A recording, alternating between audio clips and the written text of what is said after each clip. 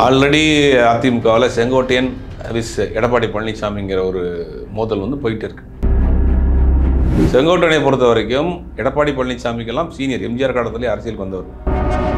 திமுகவில் சேர்வதற்கான வாய்ப்புகள் அதிகமாக இருக்குது. அதுக்கு உண்டான பேச்சுவார்த்தை நடந்துகிட்டு இருக்கிறதாக ஒரு தகவல் வருது.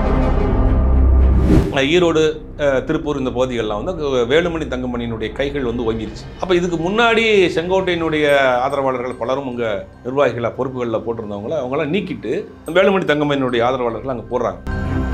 திமுக காரர்களுக்குள்ள கொஞ்சம் விளையாட்ட சொல்கிறாங்க, 10 தோல்வி பழனிசாமின்னு ஒரு சொல்கிறாங்க. இந்த மாதிரி தொடர்ந்து 10 தேர்தலில் தோல்வி, கூட்டணி கட்சிக்குள்ள குழப்பம், உட்கட்சிக்குள்ள குழப்பம். இப்படி ஒரு சூழ்நிலையில் யாரு அந்த கட்சிக்கு கூட்டணிக்கு வருவாங்க? திமுக தலைவர் மு.க. ஸ்டாலின் அவர்கள் ஒரு அறிக்கை விடுறாரு. போற இடம்லாம் வந்து என்ன அப்பா அப்பான்னு கூப்பிடுறாங்க. எனக்கு ரொம்ப மகிழ்ச்சியா இருக்கு இதை கேட்கும் போது. இதுக்கு அதிமுகவை சேர்ந்த சி.வி. சண்முகம் ஒரு எதிர்வினையாற்றாரு. பிறர் அப்பாவை வந்து நம்ம அப்பான்னு சொல்றது தவறான ஒரு பண்டித ஜவஹர்லால் நேரு அவர்களை வந்து நம்ம நேரு மாமாங்கிறோம், தவறான வார்த்தையா?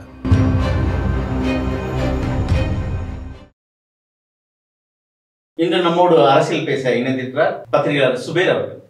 வணக்கம். அதிமுகவில் சலசலப்பு, செங்கோட்டையன் வேட்டை ஆரம்பம் அப்படின்ற ஒரு டாக் போயிட்டு இருக்கு. நேற்று எடப்பாடி அவர்கள் 2020 தேர்தல் பொறுப்பாளருக்கான ஒரு லிஸ்ட்டை செங்கோட்டையன் பேர் மட்டும் இல்லை, பல மூத்த அமைச்சர்களோட பேரும் விடுபட்டு இருக்கு. இதை நம்ம எப்படி பார்க்குறது? ஆல்ரெடி அதிமுகவில் செங்கோட்டையன் விஸ் எடப்பாடி பழனிசாமிங்கிற ஒரு மோதல் வந்து போயிட்டு இருக்கு. செங்கோட்டையனை பொறுத்த வரைக்கும் ஒரு அடிப்படை உறுப்பினர்ல இருந்து, அடிப்படை கீழ்நிலையிலிருந்து படிப்படியாக முன்னேறி சட்டமன்ற உறுப்பினர், அப்புறம் வந்து அமைச்சர், கட்சியினுடைய முக்கிய பொறுப்புகள், தேர்தல் பிரிவு செயலாளர், தலைமை செயலாளர்னு மிகப்பெரிய அளவில் டிராவல் பண்ணவர். எடப்பாடி பழனிசாமிக்கெல்லாம் சீனியர், எம்ஜிஆர் காலத்திலே அரசியலுக்கு வந்தவர். அப்படிப்பட்டவர் ஜெயலலிதா அம்மையார் மறைவுக்கு பிறகு கட்சியில் வந்து எடப்பாடி பழனிசாமி முதலமைச்சர் ஆகிறாரு. அப்போ இருந்தே 2 பேருக்குள்ள ஒரு சின்ன ஒரு மனக்கசப்பு. நமக்கு கூட ஜூனியராக இருந்தவர் நீ கட்சியினுடைய முதலமைச்சர் ஆகிட்டார், சரி ஆட்சியை கலைக்க வேணாம் அப்படிங்கிற ஒரு நோக்கத்தோடு அது பயணம் பண்ணார், இணைந்து பயணம் பண்ணார். அதற்கு ஒரு அடுத்த தேர்தல் வந்துச்சு, எதிர்கட்சி தலைவரானார், கட்சி கைப்பற்றி கட்சியினுடைய பொதுச் செயலர் ஆகிட்டார். நமக்கு ஜூனியராக இருந்த ஒருவர் வந்து நீ கட்சியுடைய பொதுச் செயலராக அவருடைய கீழே வந்து அவருக்கு அடுத்த ரேங்கில் இவர் பயணம் பண்ணுறதுங்கிறது வந்து அவருக்குள்ள ஒரு மன வருத்தம் இருந்துகிட்டே இருந்துச்சு. சமீபத்தில் ஈரோடு, திருப்பூர் இந்த பகுதிகளெலாம் வந்து வேலுமணி தங்கமணியினுடைய கைகள் வந்து ஓங்கிருச்சு. அப்போ இதுக்கு முன்னாடி செங்கோட்டையினுடைய ஆதரவாளர்கள் பலரும் உங்க நிர்வாகிகளை பொறுப்புகளில் போட்டிருந்தவங்கள அவங்களாம் நீக்கிட்டு வேலுமணி தங்கமணியினுடைய ஆதரவாளர்கள் அங்கே போடுறாங்க. இது ஒரு பெரிய அவருக்கு ஒரு மன வருத்தத்தை கொடுத்துச்சு. சமீப காலமாகவே செங்கோட்டையனை பொறுத்த வரைக்கும் கொஞ்சம் வந்து அரசியல் பெருசாக ஈடுபடாமல் தள்ளியே தான் இருந்தார். அப்போ இந்த விஷயமும் சேர்ந்து வர்றப்ப மீண்டும் வந்து இதே மாதிரியான ஒரு பயணம் பண்ண வேணாம், 26 தேர்தலில் எடப்பாடி பழனிசாமி பொதுச் செயலாளர் அப்படிங்கிற ஒரு தலைமையின் கீழ் நம்ம பயணம் பண்ண வேணாங்கிற ஒரு முடிவுக்கு வந்திருக்கிறார். அது வேறு ஒரு கட்சிகள் அவரை வந்து இழுக்கிறதுக்கான முயற்சிகள் பண்ணுறாங்க. ஆல்மோஸ்ட் அவர் திமுகவில் சேர்வதற்கான வாய்ப்புகள் அதிகமாக இருக்குது. அதுக்கு உண்டான பேச்சுவார்த்தை நடந்துகிட்டு இருக்கிறதாக ஒரு தகவல் வருது. குறிப்பா நீங்க திமுகன்னு சொன்னோன்னே, திமுக இருக்கிற கூட்டணி கட்சிகளை வந்து அதிமுகவில் பேரம் பேசப்படுகிறது. குறிப்பா எல்லாருமே 2026 அதிமுக இணையும் சூழல் இருக்கு அப்படின்னு கோவை சத்யன் அவர்கள் சொல்லியிருக்காரு. அவர் கற்பனைகளை சொல்றாரா, இந்த கனவுல சொல்றாரான்னு தெரியல. அதிமுக இன்னைக்கு இந்த நிலைமையில இருக்கு. 2019 தொடர் தோல்வியில் இருக்கு. உட்கட்சி பிரச்சனை இப்படி போயிட்டு இருக்கப்ப அதை நம்பி யார் வந்து ஒரு கட்சியில் கூட்டணியில் வருவான்? இந்த பக்கம் 2 எடுத்துங்க, அதிமுக திமுக எடுத்துங்க. 2019 2019 நாடாளுமன்ற தேர்தல் 39 தொகுதி, 2021 சட்டமன்ற தொகுதிகள் தேர்தலில் வெற்றி. அதுக்கு பிறகு 2024 நாடாளுமன்ற தேர்தலில் போன முறை 39, இந்த முறை 40 தொகுதிகளில் வெற்றி. தொடர்ந்து அந்த கூட்டணி வந்து ஸ்ட்ராங்காக இருக்குது, மக்கள் ஏற்றுக்கொள்ளக்கூடிய கூட்டணியாக இருக்குது, தொடர் வெற்றி மேலே வெற்றியாக இருக்குது.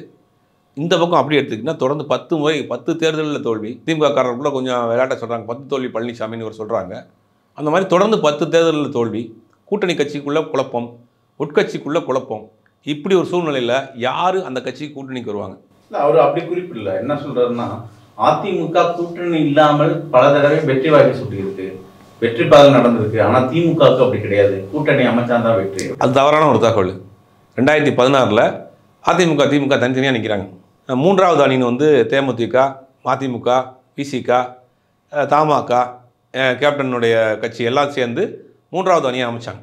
அப்போ 3வது அணி ஒரு பக்கம், கம்யூனிஸ்டோடு அதில் இருந்தாங்க. 3வது அணி ஒரு பக்கம், இந்த பக்கம் அதிமுக ஒரு பக்கம், திமுக ஒரு பக்கம். திமுக 89 தொகுதியில் ஜெயிக்கிறாங்க, அதிமுக ஆட்சியை பிடிக்குது. அப்போ அது வெற்றி வாய்ப்பு வித்தியாசம் எவ்வளோ தெரியுமா உங்களுக்கு? ஒரே 1%. திமுக தனிச்சு நின்று ஜெயலலிதாங்கிற ஒரு இரும்பு பெண்மணி அந்த மாதிரி உயிரோடு இருக்கிறப்பயே திமுக தனிச்சு நின்று 89 சீட் வாங்குச்சு. ஒரே 1% தான் வித்தியாசம், வாக்கு வித்தியாசம். இன்றைக்கி அதிமுகவோட எந்த நிலைமையில் இருக்குது? அப்படிங்கும் போது இன்றைக்கி யார் அதிமுகவை நோக்கி கூட்டணிக்கு போவாங்க? கூட்டணிக்கு போனால் வழக்கு நீதிமன்றத்தில் இருக்குது, தேர்தல் ஆணையத்துக்கு போயிடுச்சு. இப்போ அது சிம்பல் முடக்கப்படுமாங்கிற ஒரு சந்தேகம் இருக்குது. நீதிமன்றம் விசாரிக்க சொல்லிச்சு தேர்தல் ஆணையத்தை. இந்த ஒரு நிலைமையில் இருக்க சின்னம் இருக்குமா? கட்சியில் ஒரு பொதுச் செயலாளர் நீடிப்பாரா? கட்சியில் இருக்கக்கூடிய முக்கிய தலைவர் வெளியில் போவாங்களா? இந்த மாதிரியான ஒரு குழப்பங்கள் அங்கே போயிட்டு இருக்கப்ப யார் அந்த கூட்டணியை நோக்கி போவாங்க சொல்லுங்க. இல்லை, இன்னைக்கு அவர் பேசியிருக்கு. இல்லை, அவருடைய ஆசை, திமுக தொண்டரின் ஆசைப்படி எடப்பாடி அவர்கள் கூட்டணி பேச்சுவார்த்தை நடத்தியிருக்கார். அதுவும் திமுக கூட்டணி கட்சிகள் 2026ஆம் ஆண்டு தேர்தலில் நம்மோடு இணைவார்கள். அது சாத்தியம். அதாவது ஒரு தேர்தல் வர்றப்ப முக்கிய கட்சிகள் அதிமுக கூட காங்கிரஸ், கம்யூனிஸ்ட், விசிகா இந்த மாதிரியான முக்கிய கட்சிகள், வாக்கு வங்கி உள்ள கட்சிகள் வந்து சேருவாங்க. அது வந்து எந்த கட்சியில் இருப்பாங்க. இந்த லெட்டர் பேட் கட்சின்னு ஒரு 100 கட்சி இருக்கும் தமிழ்நாட்டில். திடீர்னு பார்த்தீங்கன்னா முதலமைச்சரை சந்திச்சு இந்த கட்சி சோன் கட்சி ஆதரவு, திடீர்னு எதிர்கட்சி தலைவர் சந்திச்சு சோன் கட்சி இந்த கட்சிக்கு ஆதரவு, இந்த மாதிரி லெட்டர் பேட் கட்சி தமிழ்நாட்டில் ஒரு 100 கட்சி இருக்கும். அந்த மாதிரி அதாவது 2024 தேர்தலில் லெட்டர் பேட் கட்சியில் திமுக கூட்டணிக்கு ஆதரவு கொடுத்த கட்சியில் 1-2 அந்த பக்கம் போகிறதுக்கு வாய்ப்பு இருக்கு. ஏதாவது கிடைக்கும் அப்படிங்கிறதுக்காக போவாங்க. இல்ல, ஒரு குறிப்பிட்ட எந்த கட்சி போகும்? அதிமுக. அதாவது திமுகவில் இருக்கிற கூட்டணியில் இருக்கிறவங்களுக்கு குடைச்சல் கொடுக்குறாங்க. திமுக கூட்டணி கட்சியில் அங்கு வகிக்கிற தலைவர்களுக்கு குடைச்சல் கொடுக்குறாங்க. குறிப்பா அவர் சொல்றது என்னன்னா, மது ஒழிப்பு மாநாடு, விசிகா நடத்திய மது ஒழிப்பு மாநாடு, அதை மகளிர் மது ஒழிப்பு மாநாடா மாத்திட்டாங்க. இது திமுக அழுத்தத்தினால. அதுவும் இப்ப சிபிஎம்ல செயலரை மாத்தினாங்க. அவர் திமுக எதிர்த்து குரல் கொடுத்தனால உடனே மறுநாளே மாற்றப்பட்டது. காங்கிரஸ் இயக்கமும் திமுகவில் குரல் கொடுத்தனால உடனடியா மாநில தலைவரை மாற்றினாங்க. அதுவும் 4 கட்சியில இருந்து வந்தவரை இன்னைக்கு காங்கிரஸ் மாநில தலைவரை பொறுப்பு வைக்கிறாங்க.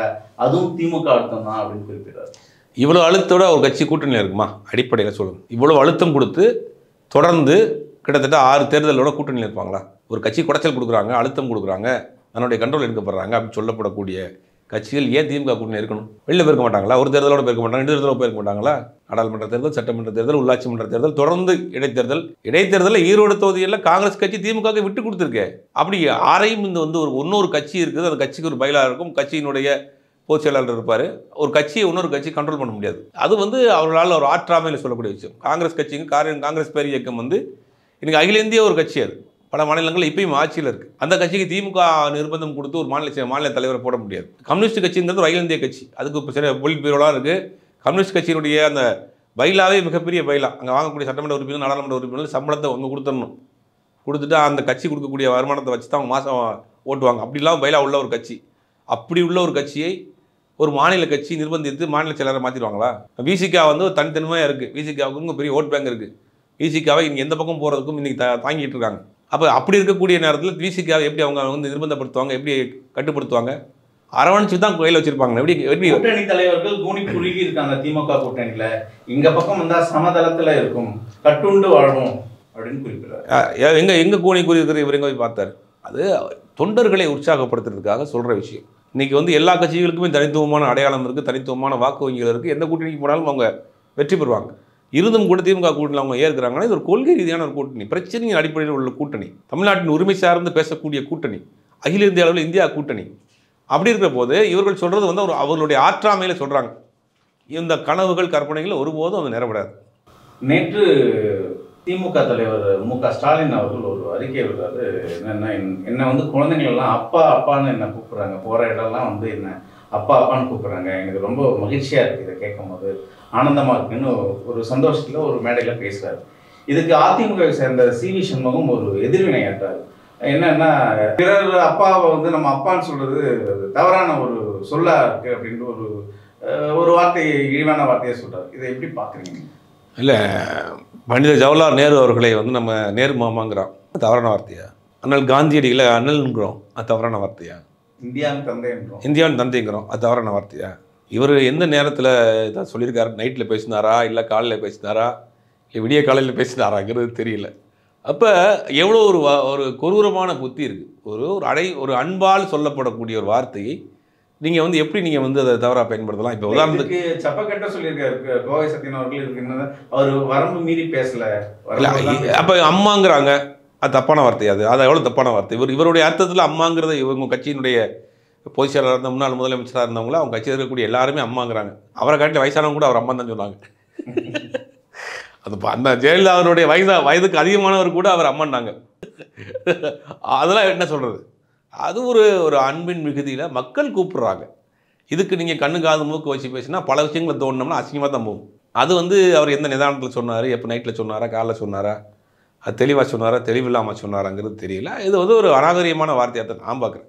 இது ஒரு அன்பின் மிகுதியால் சொல்லக்கூடிய ஒரு வார்த்தை. அதிமுகவில் குறிப்பிடுற மாதிரி திமுக கூட்டணி வந்து பிளவுபடுறதுக்கான வாய்ப்புகள் இருக்குங்களா? அது அவருடைய கனவு. பிளவுபடணும், திமுக நாசமாக போகணும், நம்ம ஆட்சிக்கு வரணும் அப்படிங்கிறது ஆசை கனவுகள். அது தமிழ்நாட்டில் நடக்காது. ஏன்னா அதிமுக உட்கட்சி பிரச்சனை மட்டும் கிடையாது, கூட்டணி கட்சி பிரச்சனை. கொள்கை ரீதியாகவே இன்றைக்கி அதிமுக பலம் இழந்திருக்கு. இன்றைக்கி மத்திய அரசு கொண்டு வரக்கூடிய பல திட்டங்களை கண்ணை மூடிக்கிட்டு ஆதரிக்குது. ஒரே நாடு ஒரே தேர்தலில் ஆதரிக்கிறாங்க. வக்போர்டு திருப்பி இடத்துல உள்ளே பேசுகிறாங்க, வெளியே வந்து இல்லைங்கிறாங்க. இப்படி பல ஆனால் இங்கே வந்து அறிக்கை கொடுக்குறாங்க அப்படின்னு பல இடங்களில் இரட்டை வேஷம் போடுறாங்க. தமிழ்நாட்டில் நல்லா அவங்களுடைய செயல்பாடுகள் தெரியுது. அப்படிங்கும்போது கூட்டணி கட்சிக்குள்ள பிரச்சனை, கொள்கை ரீதியான ஒரு ஒரு பிடிப்பு கிடையாது அப்படிங்கிற பல்வேறு பிரச்சனைகள் போயிட்டு இருக்கப்போ அந்த தேர்தலை நம்பி 2 தேர்தலில் இவர்களை நம்பி யார் கூட்டணிக்கு வருவாங்க?